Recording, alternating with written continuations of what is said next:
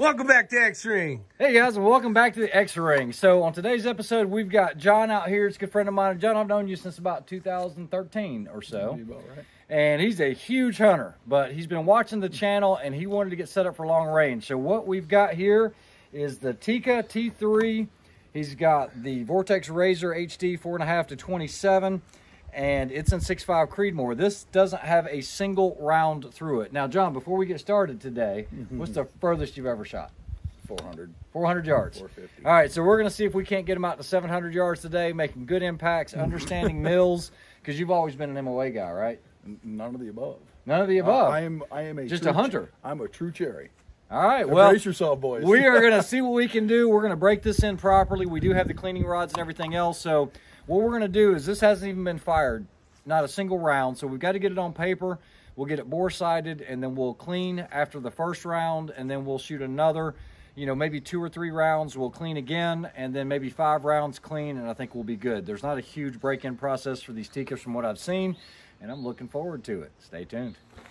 All right, guys, so the first thing I did was I bore sighted it, just looking through the barrel itself, getting this close enough to get on paper. I went ahead and ran a patch. I used a Tipton rod carbon fiber with a 6.5 jag on here with some Pro Shot patches. Huge fan of Pro Shot. Just ran some hops number 9 through there, just made sure it was clean. Of course, we got dirty patches because they do test fire them in the factory usually. So just did some hops number 9 and then dry patches. We're good to go. The other thing I did is I used the Borka toolkit, and then I torqued down everything. Now, this was torqued from the gentleman that ordered everything for John. And it was decent, but it wasn't exactly right to torque specs. And so one of the first things I want to do is I don't want to have to chase something again later. So what I did was I went ahead and torqued these to the recommended torque specs. Did get a lot of movement out of it, but one of the things I'm noticing is his mount here is dangerously close to the top of his rail.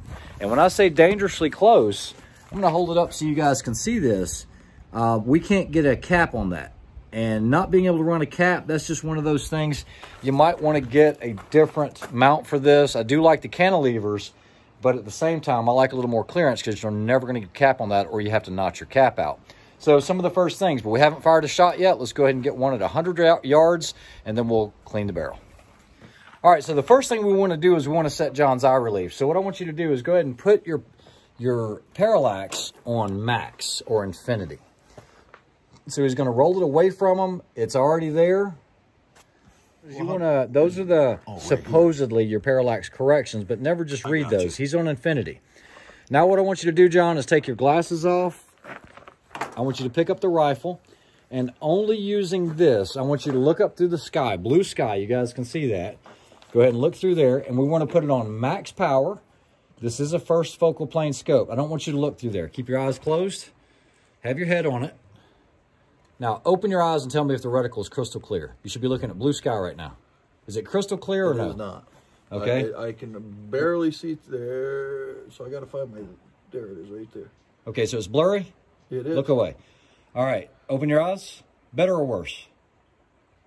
Better. I gotta lower my cheek rest. Do whatever you need to do. Better or worse? Much better. Better or worse? Getting better. Look away. Guys, you have to let your eye relax. You can't just keep gazing into it. Open your eyes. Is it crystal clear? It is crystal clear. Better or worse? Clear. Yeah, it is a heavy gun. Now, when we originally picked this up, this was screwed in all the way, and it wasn't right, okay? And what you're going to get is eye strain on that, because what we're trying to do is get the reticle to be crystal clear, and then when we change the power and we adjust the parallax, everything is good. So we're getting this set, the ocular. Okay, so that's what we're doing next. All right, guys, so we went through some basic positional stuff as far as your follow-through and everything else. John has not fired a round. We've only bore-sighted it. He's getting ready to put his first round through here. I will spot for him. John, you're going to go for the top left target. Top left target. Now, he is about 8/10 low. He is 4/10 left. So what we're going to do now is he's cleared it. I'm going to go ahead and zero his turrets out. I'm going to go ahead and punch the bore out. Make sure everything's clean, because like I said, we're going to do the proper break-in procedure, and then we're going to go from there. so John just fired the one round, got it on paper, it was low. I made the correction in the scope. Now the vortexes are a little more difficult to get the turret set, but now we've pushed patches through the bore, everything's clean, it's dry. Go ahead and follow it up with another round. Okay, so he is in the orange, 12 o'clock. It took 2 shots to get this rifle holding bullseye. He's a hair high, but when I say a hair high, we're talking like 1/8 of an inch maybe. So 2 shots, he's in the bullseye, he's good to go. John watched me do this. We're taking a rifle that's never been fired. We bore sighted it. First shot, you make a correction, you read your reticle, and that's how that works. All right, guys, so we punched the bore through there. Like I said, he's in the bullseye. What I want him to do is shoot a 3-shot group. We've already cleaned the barrel again, clean cold bore. Let's go ahead and do a 3-shot group, John. Make sure your face does not come off the cheek riser. Just work your bolt. Aim at 12 o'clock on the orange. There's a bullseye there. Just aim for that bullseye. I want the tightest group you can get. For the next 3 shots, aim at the same spot. So guys, this will help me determine what not only he is capable of, but maybe what the rifle is capable of. Because right now it's an unknown. I don't know how John's going to shoot. I don't know if he can hold a minute. I'm reasonably sure the rifle can. He's shooting a 140 grain ELD match. Make sure you load the bipod. Make sure you're not supporting the rifle. Make sure the squeeze bag is holding it. And when you're ready, 3-shot group, don't take your head off the gun. Not bad, still in the bullseye, just a hair low of it. That's fine. And a hair left. You 3 just shots, keep doing the same thing. don't Think about change your anything. breathing. Okay, you're still coming left and lower. That's all right, don't change anything. Aim at the same spot. Same spot.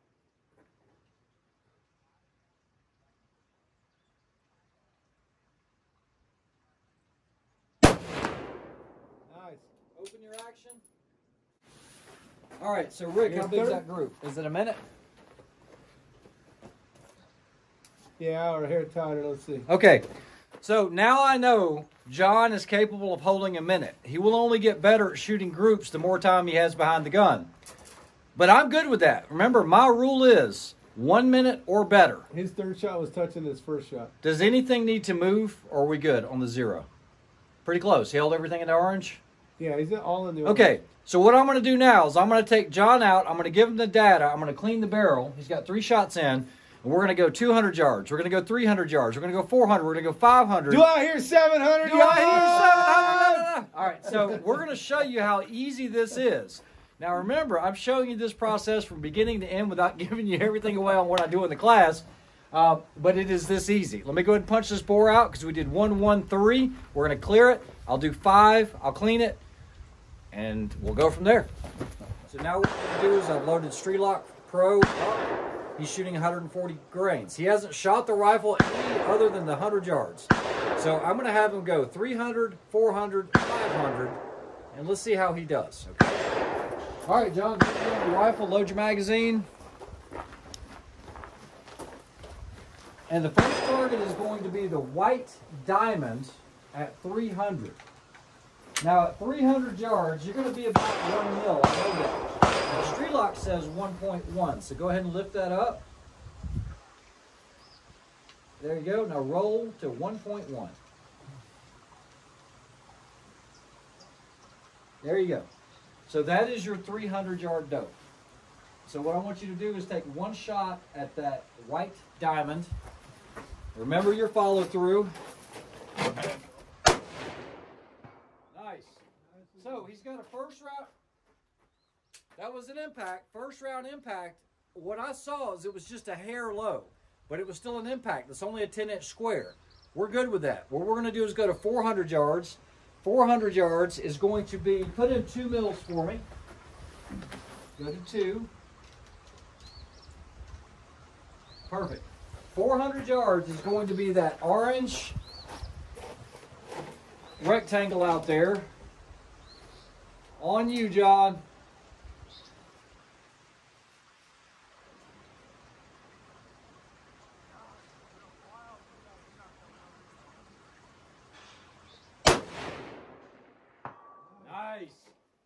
Guys, that was a dead center impact.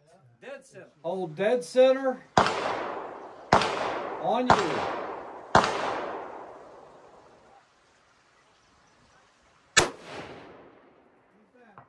Guys, he's killing it. It is this easy, okay? So that is the furthest shot he's ever made in his life. He told me 400 yards before we ever started, and he's shooting at a steel that's about that wide and about that big. Great job, John. Now we're going to step it up. We're going to make it tough. 600 yards is a little tiny steel. It's 8 inches. Favor 1 inch left of center. Just favor left, just a hair. On you. Impact. So 600 yards. Now this is why it's so important to have a spotter. Rick is just off to his right, and he thought everything was going over it. But I could see that trace and it going underneath it, so I had him come up another 1/10. So now that we have the right data, we can true it out, and that'll give us our correct hole. All right, so guys, he made that pretty easy. We're going to make it a little harder. I know it's windy. We're going to go 700. It's all we've got out here. He's still got 5, 6, 7, 8. He's got 9 rounds left out of a 20-round box that we started with. Blue target, 10 by 10 at 700. You're ready? Hold left. No, hold left of center just a little bit, not much.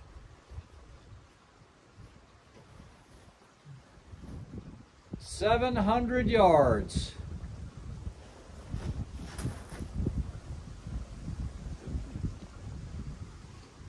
Hold left edge.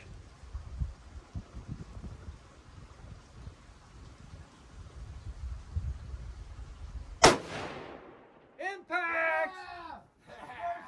Nice! Shit, you kidding me? Come on, man. It's that easy, guys. I hope you enjoyed it. Even a The kid Tikka man can do it. T3X with their vortex.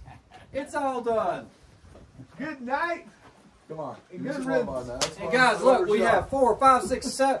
This was one box, and it's that easy. Don't overthink it. Hope you guys have a great weekend. Pure Leaf and Diet Coke. See ya. All right, John, so what did you think about this today? I couldn't have any more fun than I did today. So John had no problem hitting targets all the way out to 700. He actually did it a couple times first shot, and then he started working on some holdovers and actually made impacts. You just did 300, you did 500. So it's a lot easier than you probably thought it was going to be, isn't it? A lot easier with a good teacher.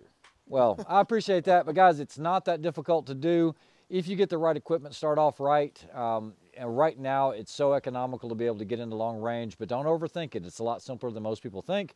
Hope you enjoyed the video. Like, share, and subscribe. We will talk to you soon. Have a good one. Figure out that thumbs up, boys.